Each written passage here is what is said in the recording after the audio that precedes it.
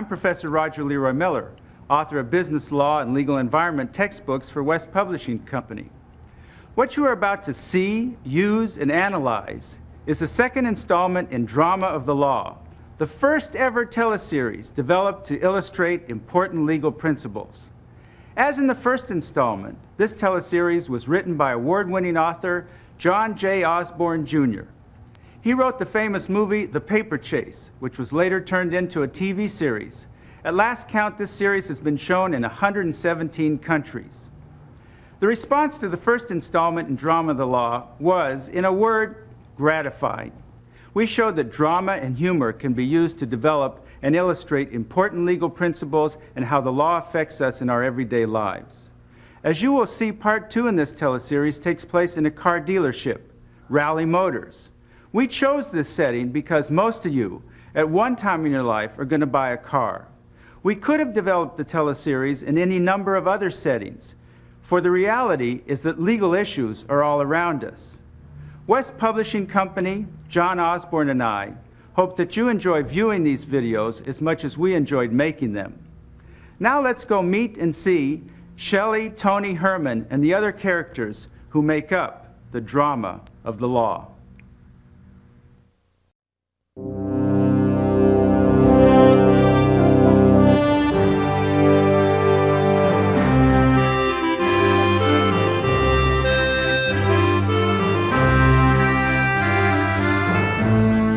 Yes, the Ultima does come with a standard airbag, Mrs. Green, that's right. It is, in fact, built right here in the United States, in Tennessee. You know, the car has very good ratings with customer publications. Your appointment is this afternoon, All right, see you then. Bye-bye. Tony, what's the problem? Tough night? Can I ask you a medical question? Well, aspirin is about the limit of my medical knowledge, but okay. How long do drugs stay in the bloodstream? What? I hear they can stay in your system like for life. You're on drugs? So that's the problem. I should have known. No, I am not on drugs. I haven't done anything lately. Tony, look at you. You're a mess. You're a wreck. What is it? Are you having a bad trip? What drugs did you take? You want me to call an ambulance? Nothing. I haven't done anything for years, but I'm scared. Today is a day for drug testing. What you're seeing is fear. Drug testing? Why are you being drug tested? Are you on parole? Parole? No, I am not on parole. It's a condition of our employment. Everybody has to be tested for drugs every 6 months. No one ever told me that. Maybe they thought they didn't have to worry about you. Drug testing? Your turn, big boy. Take her first. Let's go, Tony. Can I see the needle? Needle?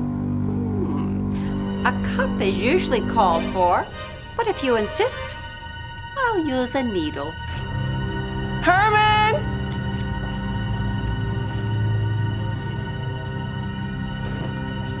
Herman, I don't remember anything about drug testing in my employment contract. There wasn't anything written down, but I told you about it when you signed on. I don't remember that either. Well, in your case, maybe I just didn't think it was such a big deal. Well, it is a big deal. I'm not doing it. Look, I need to know that my employees aren't drug addicts. It is a serious issue. Okay, I'm not a drug addict. But you won't take the test. No, come on, Herman. How do I know what you're going to do with that urine sample? I mean, maybe I'm pregnant and I don't want you to know about it. Maybe I'm taking a drug for high blood pressure and I want to keep that private. There are a lot of reasons for not wanting to take a test like this. Are you pregnant? There you go. See what I mean? What are you doing? I'm packing.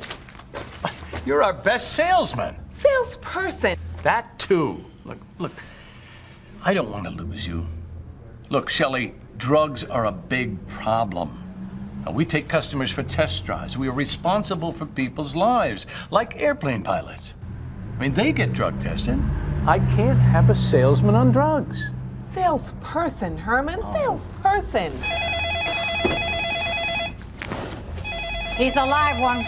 There are traces of marijuana in his system. You're fired. Fired? I don't do drugs. The test was wrong. I want another test. I want an appeal. I want... A lawyer. How do you know the results are right, Herman? I thought it took several days to get the results back from drug testing. You know, we are using a brand new system. It gives immediate results. But we'll also check our findings using the old system. So if these results are wrong, we'll let you know. Well, that's just great, but I've already been fired. I don't use drugs. Honest. Why don't you just give me a lie detector test? Ooh, not a bad idea. Who knows what else he's been doing. Your turn, honey. I quit. Let's go, Tony. Wait a minute. You're my only two salesmen this afternoon. Right. And we've got 3 test drives and 4 appointments with real buyers, Herman. Good luck. 4 real buyers? So you're not taking the test. Not on your life. Your turn. Me? I'm the one who hired you. So you want to set a good example. No, I don't. Wait a minute.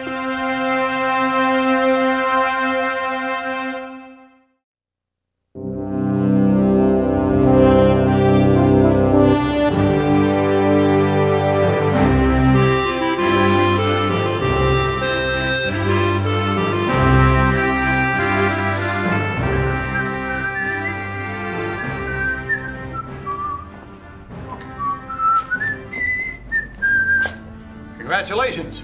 You sold 6 cars on Saturday and 5 on Sunday. That's a total of 11. Tony, your parents would be proud of you. Yeah, I guess. Hey, that was a compliment. I don't hand them out very often. Enjoy. Oh, yeah. Thanks. Tony, life is short. Victory is infrequent. I mean, you have had a great weekend. Pat yourself in the back. Your father? Yeah, he wants to leave the nursing home More power to him. Way to go. and come live with me. Accept your responsibility, Tony. He took care of you when you were little. Now you take care of him when he's old. Actually, he left my mother when I was 2. He never took care of me at all. Now, in that case, forget him. This might be my last chance to get to know him. He's my father. Herman, you mind if I take 3 weeks off to set up old Dad in my apartment? You're kidding me. You're on a roll. You just sold 11 cars. But this is important. Tony, we're about to start selling the new model year. Things are going to be hot around here. I'm going to need you. Maybe in a couple of months. How do I know he's going to be around in a couple of months? He's 80. He's sick. Well, he should be in a nursing home. Luckily, that's where he is. Essentially, what you are doing is inviting a complete stranger to come and live with you. This guy must be convincing. He should be selling cars. Well, what would you do if it was your father? My father gave me this dealership. Dad? No, I didn't forget your birthday. And don't worry, no nursing home for you ever. I'll be home early, Dad. Herman, this is important to me. Now, come on, you got some part-time salespeople. Why don't you have one of them work full-time for a little while? Well, that's out of the question. This is a small business. Everyone is crucial. Small, you've got more than 50 employees if you count everyone. Not full-time employees. If I let you take time off, everyone will ask for it. I'm not asking you to take vacation. I'm talking to father I never knew. You're making this hard for me. Not as hard as it is for him. He's sick, he's old and lonely, and I'm his only son. If he really is sick, why is he being released from the nursing home? If they're not really releasing him, he's gonna have an operation, and I just want him to come home and live with me so I can take care of him. He's family.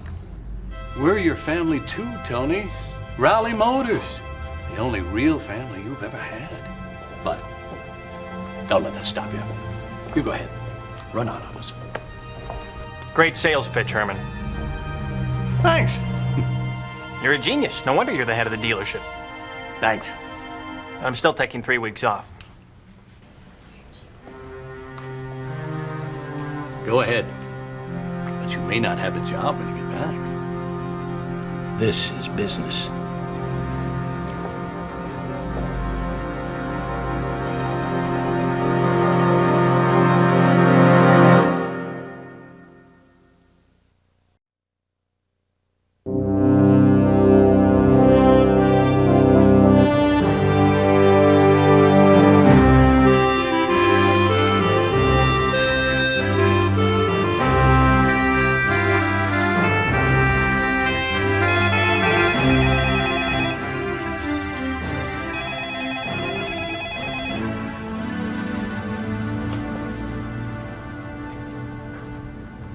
5.7 liter, V8. Sequential port fuel injection, 300 horse, 0 to 60 in less than 7 seconds. It's big enough to fly a fair-sized plane. Herman Hayes. Jake Barnes. Came to interview for that mechanic's position you advertised. Oh, yeah, sure. What kind of experience have you had? Let's see. Well, I started as a mechanic with Bolton American Motors dealership.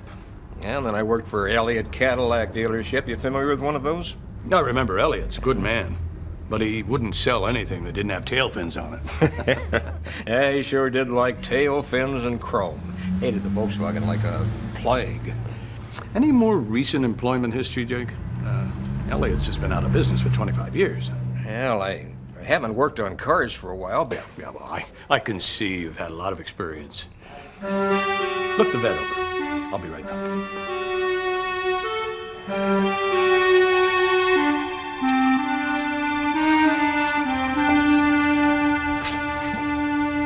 Help me, Shelley. Do you know how badly we need a new mechanic? Mm-hmm. So I advertise. Who walks in the door? Rip Van Winkle's grandfather. You think he's too old for the job? I know he's too old. He doesn't know anything about electronics or computers. His education ended with the Volkswagen Bug. I mean, the only cars he's familiar with, they haven't even made them for 20 years. I don't know, Herman. You have to be real careful with this. I mean, you can't refuse to hire him just because of his age. And suppose he doesn't see too well either. Does the law still say I have to hire him? Maybe. I'm not sure, Herman. What am I supposed to do? Get him trained, bring him up to date? I mean, by the time he's trained, he'll be in his 90s. Well, at least with a young person, pay for the training, they're gonna be around for a while.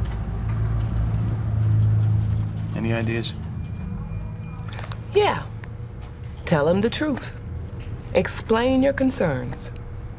Tell him I think he's too old and out of date? Well, I think you can phrase it a little better than that, Herman. You're a salesman, right?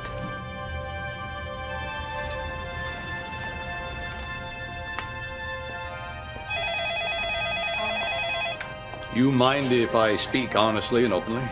appreciate it. Well, the fact is, I think we filled the job. But we'll keep your name on file and notify you immediately if an opening comes up. Yeah, well, speaking openly and honestly. You think I'm too old for this job, don't you? That's what I was trying to say. Mm-hmm. Cars have changed a lot in 25 years.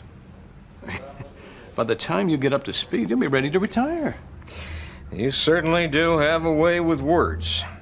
Must be a big advantage selling cars. Jake, cars today are more than pistons and spark plugs. They're computers and turbochargers.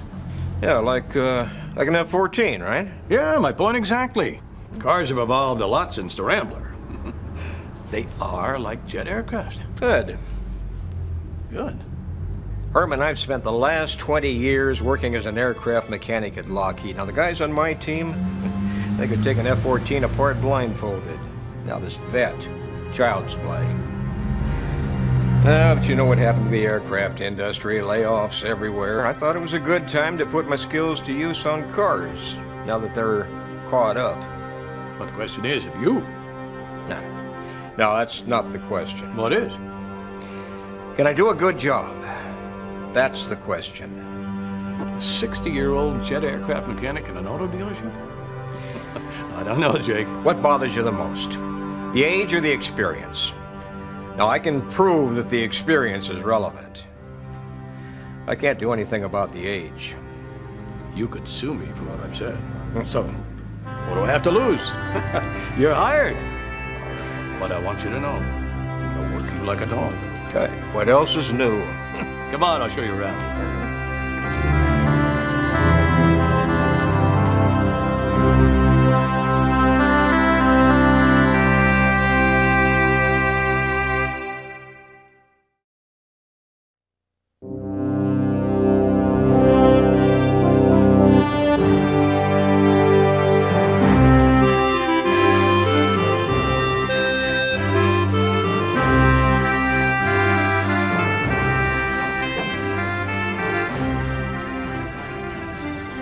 I had no idea that there were so many improvements in modern cars, Mr. Selka.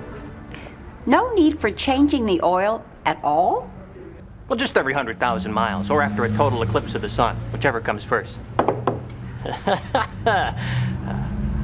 Seriously, they recommend oil changes every 10,000 miles. But these babies are built so well, it really doesn't matter.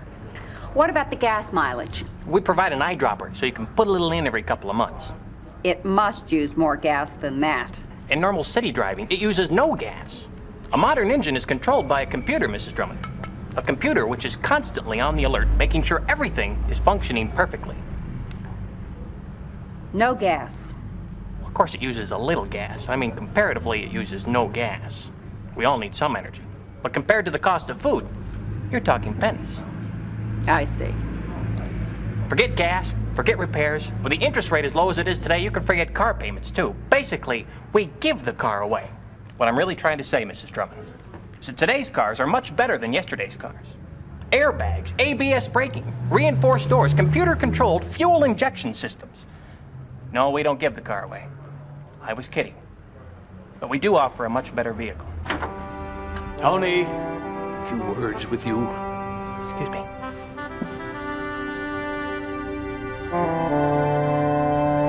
Excuse us for a moment. What do you mean it uses no gas? Are you nuts? It's just a figure of speech, boss. Gas is cheaper than food? I mean, what are you comparing, cars and horses? Herman, I'm just about to close a sale. You could get us sued. Now, you've got to tell the truth about our cars. Sure, I joke around, but ultimately I tell the truth. Well, I want you to make sure Ms. Drummond gets a copy of all the important information on that car. That's the gas mileage, the recommended service schedule, and the interest rates on auto loans.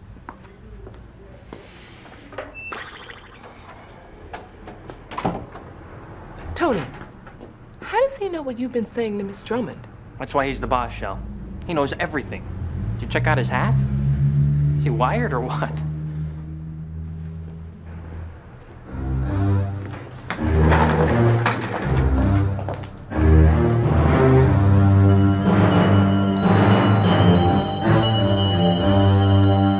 Don't you knock? You're worried about knocking? This is my private office.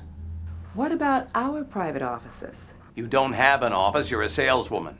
I've got a desk. It's not the same thing, you're on the sales floor. Herman eavesdropping?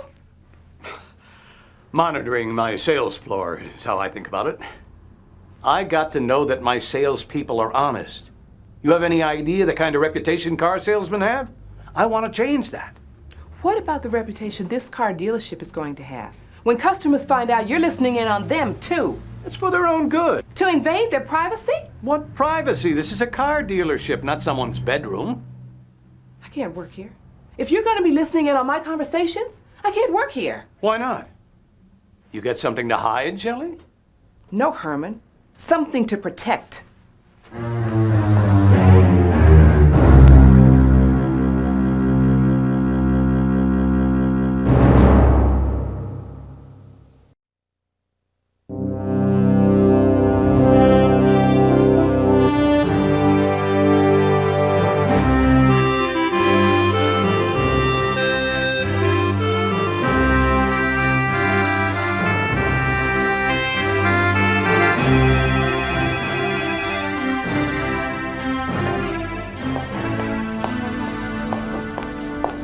Herman, what do you say we sell the Blue Jade Altima for $15,500? That have the option package? Yes. Okay, sounds fine. Great. Hey, this is working. Look, we offer a free oil change. Everybody wants to take advantage of it. And while waiting for their car to be serviced, they come in the showroom and check out all of our new models. You're right, Herman. This was a really good idea. But wait a minute, take a look at that line. All those cars are waiting to be serviced. My goodness, it must be, what, more than 20 of them? What's wrong with the service department? Jake, I need to see you pronto. It's gonna mess up the whole promotion. Well, he may already have. Yeah? What's happening? We've got 20 cars backed up waiting for their free oil change. Oh, Jake, what happened to your thumb? I tried to tighten my thumb with a torque wrench. You see those cars waiting for oil change? Yeah? Well, what's the problem? I mean, why are they all backed up? Because I'm doing a thorough job. Any car leaves the shop, I want to make sure there isn't anything wrong with it. So I'm also checking the basics, tire, brakes, transmission. You're supposed to change the oil, not prepare them for the Indy 500. Look, I decided I should do the job the way it ought to be done. Thoroughly, perfectly. Doesn't the law require it? I don't require it. Do a lousy job. Look, Do it quickly. I can't do that. As a certified auto mechanic, I have certain standards to live up to. Yeah, those standards are for aircraft mechanics, not car guys. You're involved in a work slowdown. Well, suddenly my thumb feels numb. Probably should see a doctor right away. Might even be a workers' compensation case here. Trying to hold me up. What do you want, Jake? Look, I've been working overtime for 2 days while this free oil change deal is going on. You want to give away free oil changes? I want to be paid for my overtime. You were just promoted to service manager. You're part of the rally management team. We don't get paid overtime. Yeah, but I'm still doing the same work. Okay. I'll give you a couple of days off next week with pay. That satisfy you? No, it doesn't. I want overtime pay. All right. I'll pay you an extra $5 for every car you service today. You know, I don't feel so good. I think I hurt my thumb because of all those extra hours you forced me to work. They made me so tired I couldn't tell the difference between my thumb and a spark plug. You're trying to blackmail me. No. Oh, you're blackmailing me. You're holding my job over my head. No one blackmails me. There's an important principle involved here. If I have to, I'll change the oil in those cars myself. You be my guest. Well, what now? You know how to change oil on a Q45 with the new V8 engine? No, I don't know how to change the oil on my own car. And I'm not about to learn either, Herman. Changing oil. Anyone could do it. Well, then why do you pay Jake full salary and benefits while all the rest of us are working on commission? Yeah, maybe he should be on commission. After all, these new cars are designed to be easily serviced. That's what it says in our ads. True. You know, I've been selling cars for 30 years. It's about time that I learn how to service them. How hard can it be? Well, Jake, let me take a look at your thumb. I give him 10 minutes. I give him 5.